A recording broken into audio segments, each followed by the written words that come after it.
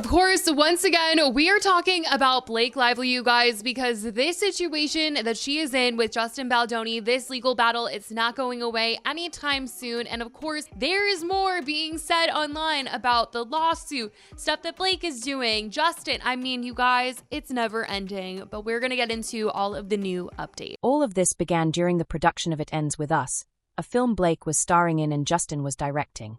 Blake accused Justin of creating a hostile and inappropriate work environment, everything from improvising intimate scenes without her consent to inappropriate behavior off-camera. She filed a formal complaint and then a lawsuit. In response, Justin hit back with a massive $400 million defamation suit, accusing Blake, Ryan Reynolds, and their publicist of running a smear campaign against him.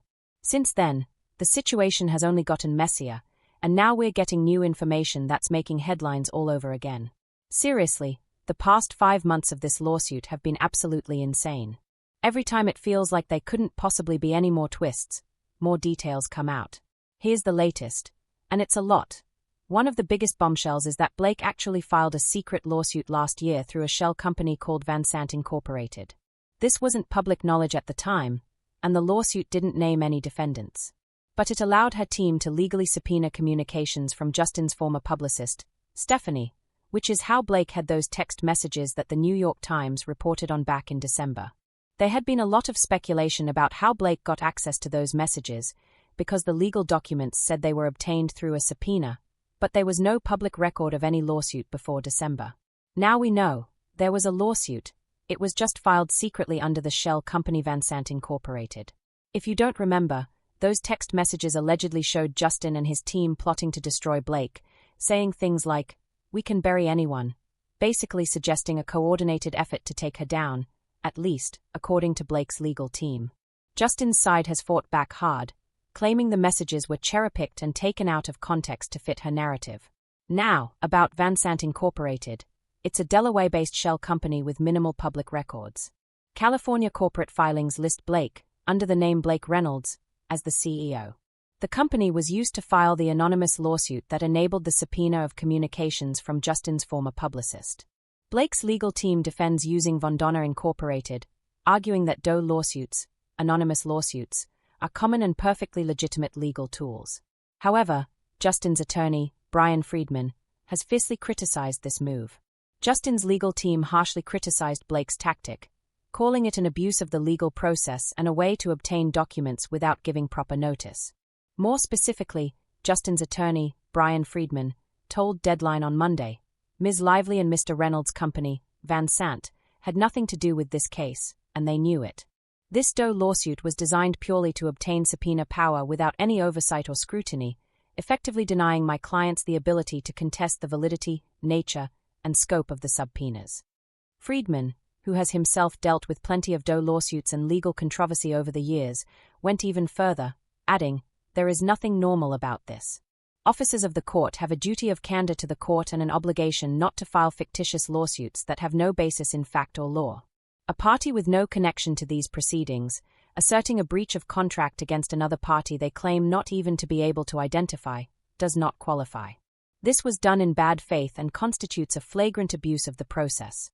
Here's what happened. In September 2024, the shell company Van Sant Incorporated, now linked to Blake Lively under her married name, Blake Reynolds, filed an anonymous Doe lawsuit in New York. As mentioned earlier, the lawsuit did not name any defendants, but it allowed Blake's legal team to issue subpoenas for communications. Deadline actually published the complaint filed by Van Sant Incorporated, and here's what it said, summarized. The lawsuit alleged that an ongoing campaign was underway to damage the plaintiffs, Van Sant's, business and reputation. It claimed that the Doe defendants, the unnamed parties, had contractual and confidentiality obligations to the plaintiff, based either on oral promises or written agreements. However, according to the complaint, the Doe defendants violated those obligations by acting against the plaintiff's best interest, staking actions for their personal benefit at the plaintiff's expense, failing to properly communicate about matters impacting the plaintiff's business and reputation, disclosing confidential or private information to third parties. The complaint argued that these actions constituted breaches of contract and duties of good faith and that they caused significant reputational and financial harm to the plaintiff. Ultimately, the lawsuit sought compensatory, economic and non-economic, damages, as well as other appropriate remedies. Thanks to that secret lawsuit against the Doe defendants, Blake's legal team gained the ability to subpoena private communications. And Blake is standing firm. She's not backing down. Her team told People magazine that this wasn't a decision made lightly or on a whim. According to a source, the lawsuit was months in the making. The source added, she knew there would be backlash and prepared herself for how mentally and emotionally difficult it would be. But she couldn't live with herself if she didn't stand up for what she believed was wrong. As a mom, she never wants her daughters to stay silent in the face of injustice. Right now, the source said, Blake is taking things one day at a time and staying focused on her number one priority, her family. Despite everything happening around this legal battle, Blake still earned a spot on Time magazine's list of the 100 most influential people of 2025. In a statement for Time, prominent civil rights lawyer Sherilyn Infill wrote about Blake, saying, I don't know the Blake Lively of the red carpet or the Met Gala. I never watched Gossip Girl. The Blake Lively I know is a philanthropist and a student of our country's most intractable problems.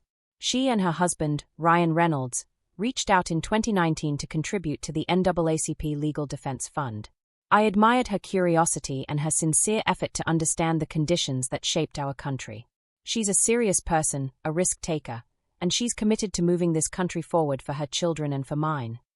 Blake posted about the honor on Instagram, sharing a photo from the Time 100 issue and writing, It's an honor to be acknowledged on the Time 100 list for 2025. To be written about by the great Sherilyn Infill is not something I take lightly.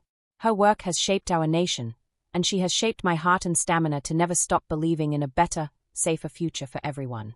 Thank you, Time, and thank you, Infill, for one of the most surreal and meaningful moments of my life. My 10-year-old self is pretty blown away right now. Of course, some people are questioning whether this Time 100 recognition could also be part of a strategy to help repair her public image amid the legal controversy. This wouldn't be the first time people have suggested something like that. Not long ago, there was controversy when Blake visited a donut shop, and critics accused her of staging a publicity stunt to appear more relatable. That visit actually backfired when the shop got investigated because Blake wasn't wearing a hairnet. Some are speculating that this Time feature could be another move to get ahead of the negative headlines surrounding her secret lawsuit and the subpoenas of Justin's former publicist's texts. However, honestly, what this situation really shows is that Blake's legal team is extremely strategic. This subpoena method, using a secret Doe lawsuit filed through a shell company, isn't something you hear about every day. Even when people were asking how Blake obtained those text messages, hardly anyone suggested the possibility of a secret Doe lawsuit behind the scenes. It's clear her lawyers are highly skilled and have some serious tricks up their sleeves.